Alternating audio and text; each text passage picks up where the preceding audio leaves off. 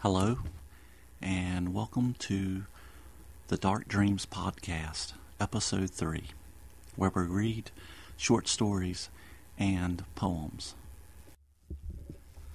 Rourke is a really great writer, and it reminds me a lot of Dennis Etchison. His story really fits well into the dark fantasy realm. Here's the bio that he sent me. So you want the scratch pad animation flipbook version of my life. From the 1950s box top vid kid to a 1980s extinct jazz hipster, college-educated teacher, artist, musician. I spent a lifetime learning to do things I wasn't good at. I carved out a realistic, unrealistic life of creativity from lava rock broader horizons and in new millennium. Chose an off-the-grid pickup truck driving, chainsaw-wielding lifestyle on the side of a remote Montana mountain. The end, or the beginning, depending on how much water is drunk from the glass. And I've learned a few things from this stop-action claymation trip through life. That anything and everything can always get worse, and then it's going to rain.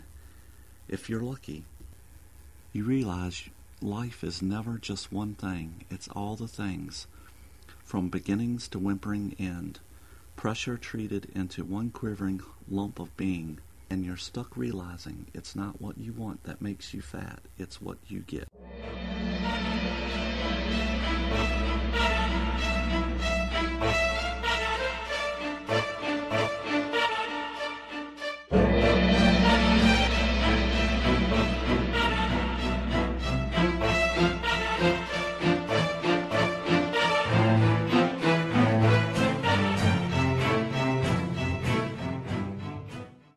A storm comes.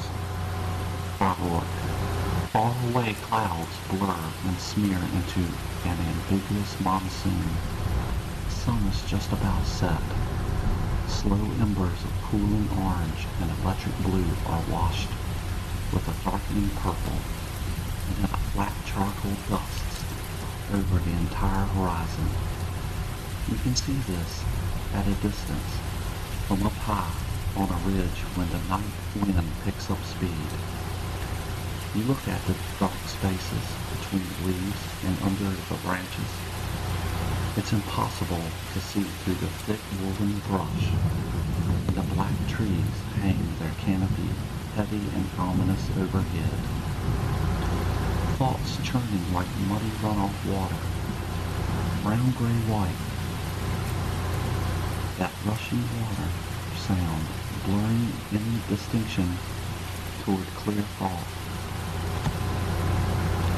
The figure of a woman, a low-slung silhouette of a car popping up like buoys adrift at sea. Large leaves of memory submerge his thoughts again into murky waters. Flashing convertible images of treetop canopies as his eyes search the sky for telling signs, directions for escape. One watery blur runs into another. Trying to hear the past bristle crack of his neck, trying to see past the burning grip, stinging eyes. A plywood sign cutout of a rodeo horsewoman waves at him with an articulated arm. Weathered fences and fallowed fields clog thickets of oak and maple and birch flank him on each side. The sky clouds are photographed frozen. Storm-darkened sunlight reflects off the glossy 8x10 atmosphere. He honestly can't tell the difference under the cool, clammy wind if he's awake or not. A pike wrench works at angling the head of a bolt connecting an iron cuff to his ankle as his heavy arms and flannel lever get back and forth, sweat dripping to the floor. The rafters are dark and low overhead. The floorboards smell of oil and sodden with the gasoline. The deep ultramarine blue of the night sinks in, blotting everywhere and stirring the crickets. The tool shed stands singularly west of the barn and north of the lightless farmhouse. A gravel rural highway in front of that. There's no moon. Dark shapes, horses shudder and paw the ground with their hooves. The temperature is dropping and spreading a blanket of chill on the tall grass along the gravel road. The trees have become a stark etching against the overcast night sky. The cricket's incessant creaking gets denser, louder. Hidden things scurry under the grass. His heavy boots crunch the gravel on the road, suddenly stopping to listen with pricked ears and a taut neck. The curvy silver sedan slows and stops. There's a woman driving, a yellow-haired bombshell. From the shoulder of the road he squints his eyes and looks under the convertible canvas. She waits without looking at him. He reaches for the handle and gets in. He stares forward as the car pulls away. It's the wrong way. The long-haired blonde really doesn't want him to look at her cleavage, although her sweater top is unbuttoned, its V neckline spread open invitingly. At the end of a quick curve, a man in a hazmat suit bars their way. But the car headlights illuminate him from below. Ticking shovel sounds are heard behind him. Zebra stripe barricade horses draw a forbidden line behind him. The blonde muscles the wide sedan away and washes gravel over the man's sealed boots. It's hot inside the car. The odor of his sweat flares the blonde's nostrils. Rising ghost-like above the black trees is a red, bent arrow that flashes the words, "Truck stop." They pull into a parking space in the back and enter separately. The silent female driver moves into the ladies' room. He looks around in the darkening truck stop. It's filled with burly, hunched shapes of drivers, their tractor caps pulled low over their eyes, and their thick, fat hands clutch stained mugs of coffee in a prayer-like gesture. Truck stop. Nowhere to go. Stuck. Waiting. More truckers enter, eyes solemn, jaws forward. Communication is single words and grunts. He takes a back booth. The blonde doesn't shout. A heavy showering rain begins to beat at the large plate windows. Few turn from their penitent, hunched pose to look outside. The waitress comes over to him. He waves her away. The growing roar and the continual sheets of rain stops all sound in the truck stop cafe. Under the cover of his distraction, he leaves the booth and goes looking for the woman. A side door leads him out back to where they park the car. The curvy sedan and its driver are missing. He's soaked to the skin and the flannel shirt weighs heavy, sticking to his arms. He looks around, through eyes blurred with rain. All the parked truck cabs have their lights on, capturing him in a high beam of rain.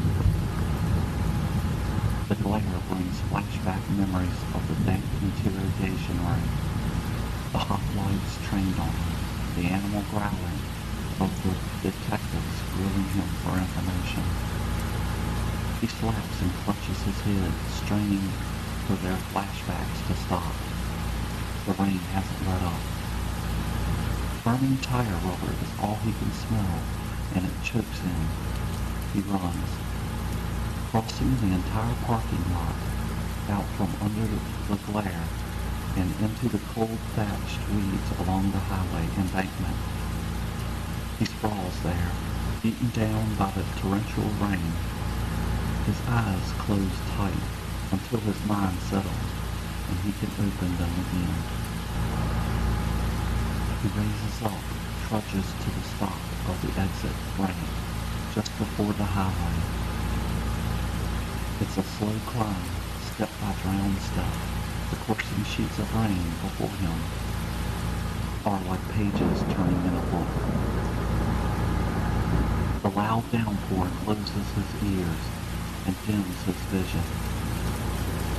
At the top of the ramp, the highway is on fire. Red light is thrown everywhere like lightning from hell. The road is turned into a white molten river.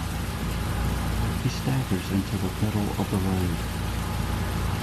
Police cars are formed into the roadblock. Dead end. The flashing lights, the deafening rain, and the gnawing exposed fear weld him in place. Without warning, a silver sedan charges from behind a wall of falling water. Its headlights are out, and it's going over 100 miles an hour. The police freeze. The flashing red lights slow. Time bends. The blonde driver hits her high beams seconds before running over the drenched man in the middle of the highway. He feels the heat of her headlights on his neck and turns to see her eyes. Hard, dark, awful, and then everything goes silent. The sedan continues to streak toward the roadblock. Mixed in the storm came a hail of lead, peppering the bodywork and windshield of the low-slung convertible. Metal hit metal like thunder. Steel and flesh body parts flew like hot shrapnel. The silver sedan flipped and somersaulted to a stop into a rain-swollen ditch. The storm didn't let up. Blood escaped with runoff.